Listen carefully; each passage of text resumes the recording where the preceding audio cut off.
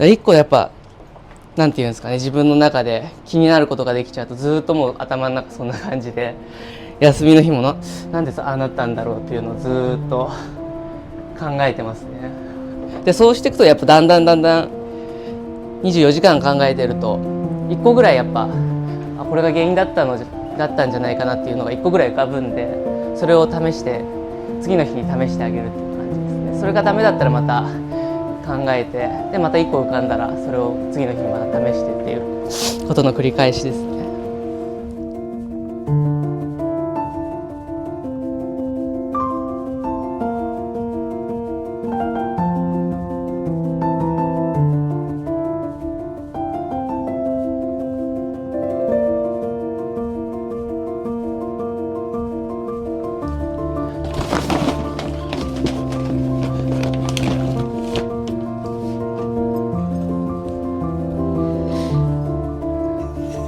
製麺の手打ち麺作る工程で一番最初の、小麦粉計量してこれから水回しの作業に入りますね。そうですね、麺の熟成の時間も含めてオープンに伸ばし始めれるようにするってやると、朝の大体5時から5時過ぎには始めないとオープン11時に間に合わないんで、毎日この時間ですね。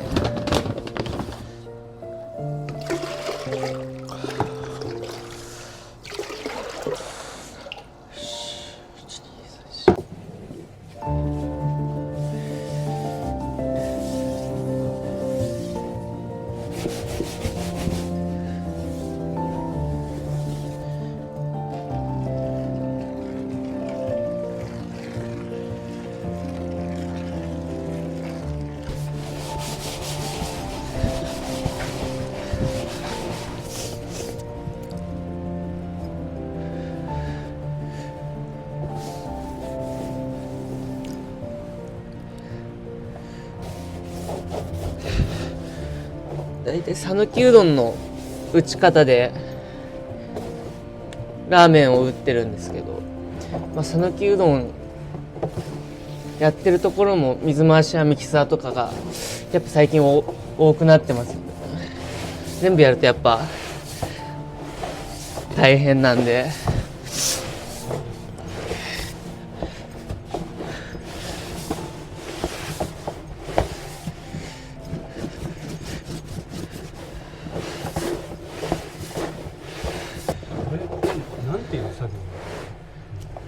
これ今水回しですね。小麦粉に乾水混ぜた水を加えて、小麦粉にまんべんなく水を行き渡させて、これを踏んでまず生地にしていく。一番結構ある程度これで麺の食感とか質感とかも決まってくるんで、一番結構大事な作業を一番朝の眠い時にやるんで、結構気抜けないですよね、朝から。機械だとミキサーがやってくれるんで、やっぱ機械の方が力も強いんで、ある程度やっぱ手でやるより早く均一に小麦粉に浸透させてくれるんですけど、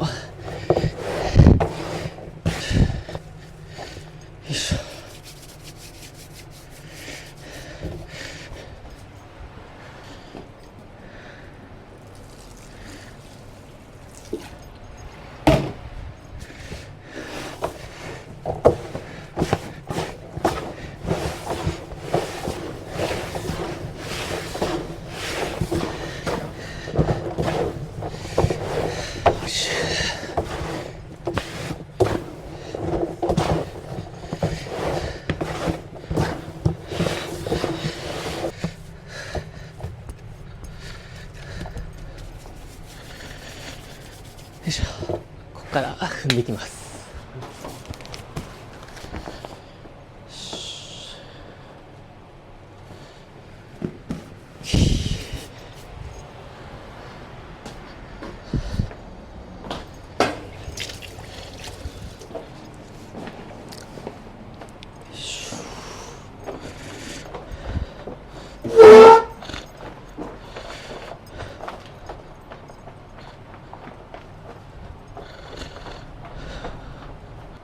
打つ分の小麦粉を全部たらいに出して、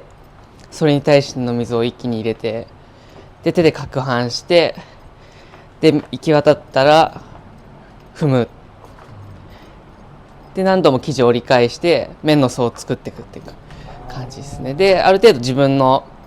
目指すところまで行ったら小麦粉の塊に成形して、で熟成させる。置いとくだけでもどんどん熟成していくんで、1時間でも30分でも寝かしてあげればやっぱ状態変わってきますね。はいはいはい。季節によって全然違いますね。もうそもそも朝来た時の温度が違うんで、それによってやっぱ冬は小麦粉も冷たいし、で夏来たら小麦粉あったかいし、でもその時点でもう毎日同じじゃないんで、冬でもやっぱ朝の気温違うんで、その気温によってやっぱ小麦粉の温度変わってきちゃうんで、その日によってやっぱその乾水の温度を変えて、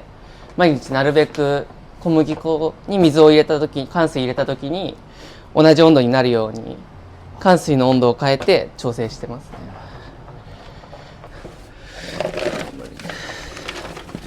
そうですね、一気に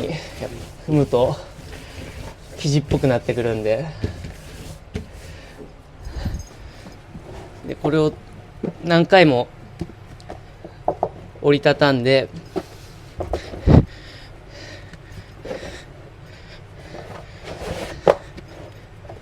麺の層をいっぱい作ってあげます。それで麺の食感が全然違ってくるんで、弾力、そうですね、やっぱ踏めば踏むほどなんていうんですかね、麺自体の力強さっていうか、腰につながるんで、それを作る人によってどういう食感にしたいかによってやっぱ踏む回数だったり、その生地を重ねる重ね方だったりを変えていきますね。であとその熟成の時間であったりで、自分の目指すところに近づけてあげるっていう感じですね。麺祭りっていううどん粉なんですけど、はいはいはい。でなんか自分のオープン前に店名考えてる時に、これなんか屋号に入れたら面白いかなと思って、手打ち麺祭りっていうんですけど、麺祭って読まして使わせてもらいました。そう麺祭りが唯一うどん粉なんですよね。はいはい。全部中力粉で、うどん粉と、北穂波っていう中力粉と、あとこの長野の唐木田さんの MES っていう中力、中力3種で売ってますね。何十種類って打ってきたんですけど、それの中で一番美味しさと作りやすさとが自分の中で今作りやすかったのがこの3種の掛け合わせなんで、それで今これで落ち着いてますね。機械製麺って基本なんていうんですかね、小麦粉と小麦粉を合わせるのって大体複合圧煙1回で2層ずつしかできないんですけど、で2層ずつ2層ずつでも限界があるんで、そうですね、だからそこがまず一つ機械製麺と手打ち麺との違いとして、やっぱ麺の層の数が結構決定的に違うかなっていうの、そこでやっぱ機械製麺と手打ち麺との食感であったり見た目だったり、そこで一つ違いが出る要因かなと。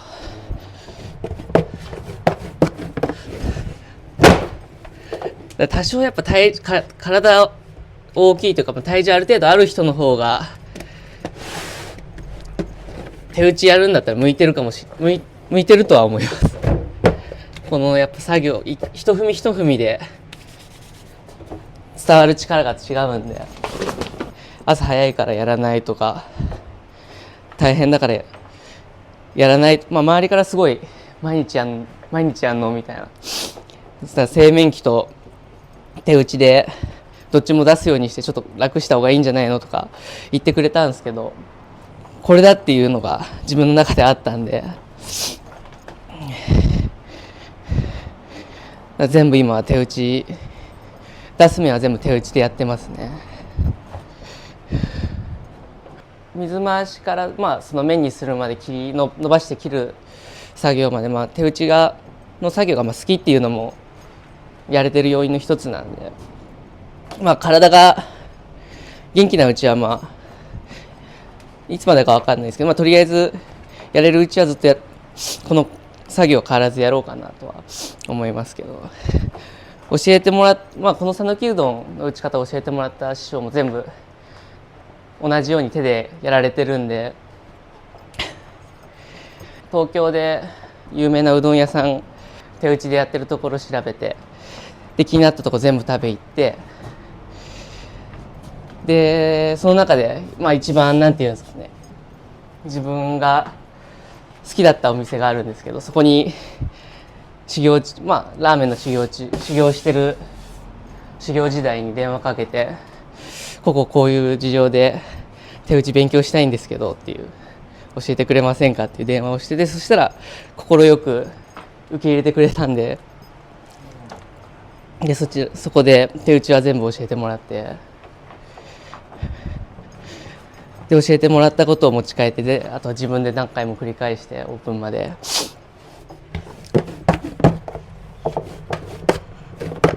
よいしょ。その師匠が全部手打ちでやられてるうちは、僕が機械入れてやるわけにはいかないというか意地というかミキサー入れたんですよねとか言いたくないなと思って全部手でやられてるんで、全然多分入れてもなんていうんですかね、そんなネガティブな言い方するような方じゃないんですけど、次でラストですね。5回です。表面がすごいきめが細かいというか滑らかっぽく。そうですね、最初やっぱ踏む前はその小麦のたちも粗かったんで、踏んでもある程度やっぱ最初踏んだら滑らかになるんですけど、やっぱ最初と比べてだいぶ滑らかになりましたね。でもう一回これと同じ作業をやって、で昼のちょこっと分と夜分打ってあげます。だから1日これ2回朝やるんですよね。その考えることが多いですよね。なんでこうなったんだろうっていうか、それを一個疑問に思ったことあったらそれを探っていくっていうことの繰り返しですかね。なんで今日こういう目になったんだろうって思ったら、やっぱどっかにやっぱその原因があるんで、小麦粉の状態なのか、乾水の状態、温度とかそういう問題なのか、水回しが荒かったのか、踏みが甘かったのか、熟成の温度が良くなかったのかとか、保存の仕方が良くなかったりとか、使う時間によってやっぱ熟成の時間も変わってくるんで、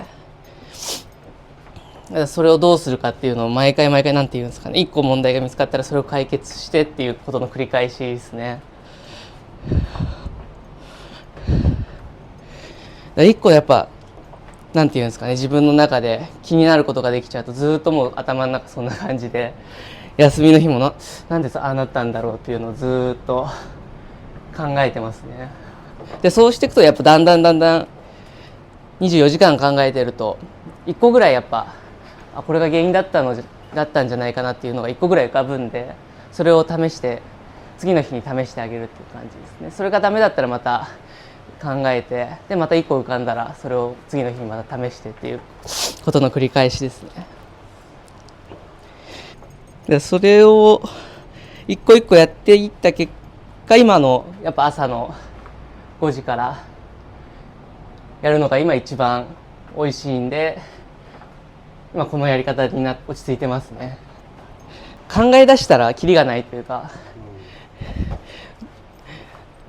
どこの工程にでもやっぱ切り込んでやっぱ考えられる作業なんで、沼っすよねやりだしたらキリないんで、なんですかね、まだ全然僕なんて駆け出しなんで何も分かんないですけど、やれることはやりたいなっていうのはありますよね。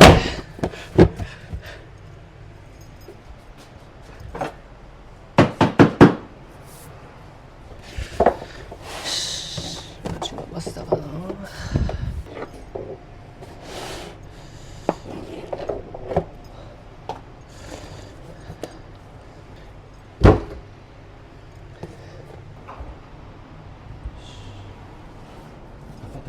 断面見るとすごいですね、層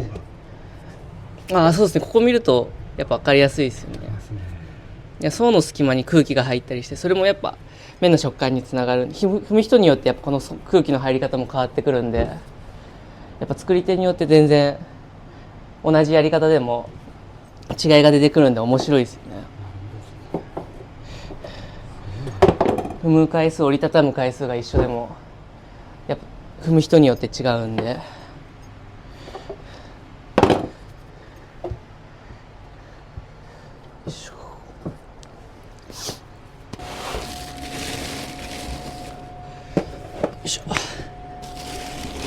でこれを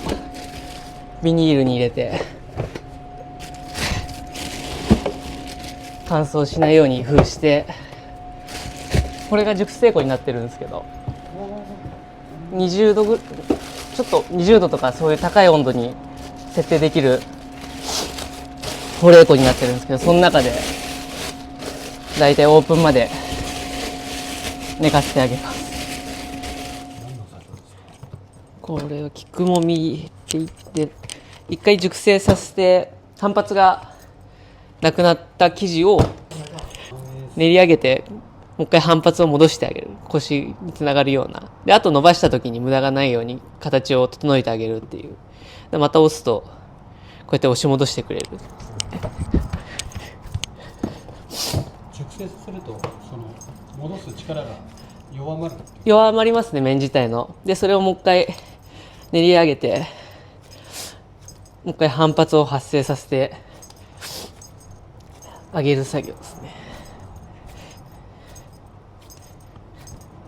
これも讃岐うどんの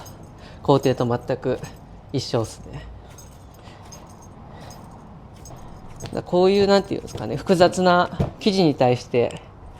複雑な動きを加えることができるのがなんか手打ちの良さっていうか、機械製麺だとそういうことを麺体に対してできないんで、いろんな方向から変化を刺激だったり加えられるのがやっぱ手打ち麺の特徴ですね。それによってまただからその機械製麺と違った食感だったりツヤだったり見た目になりますよね。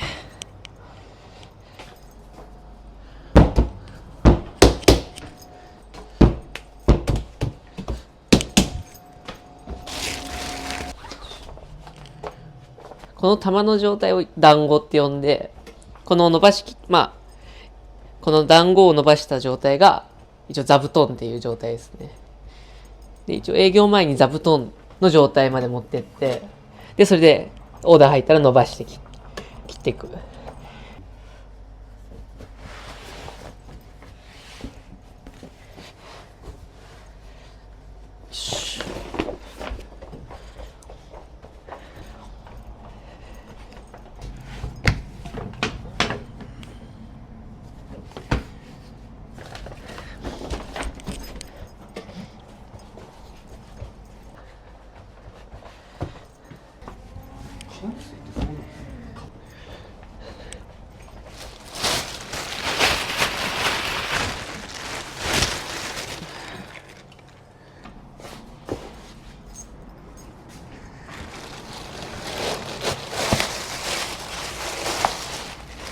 自分